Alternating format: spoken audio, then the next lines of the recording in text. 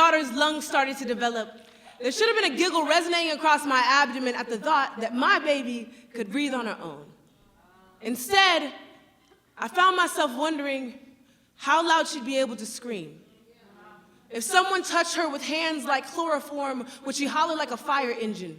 Would her lungs hold enough air captive to power her body to dash? Charge her vocal cords with enough electricity that anyone standing in a 5-mile radius would feel as though they had been struck by lightning?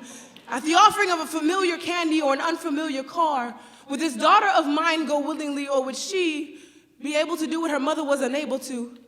Decipher in an inhale who to trust, know when their scent changed, to smell the dissolving powder at the bottom of a glass of alcohol, know how to escape, how to tuck and roll around the shuddering shoulders of the 6'10" loop, had I given her extra gills on the inside just in case someone tried to drown her, tried to shove her on a ship in the middle of the Gulf. Could she respire well enough to make it back home? I had already felt her fins kicking, and I'm saddened to report that I didn't think they were strong enough.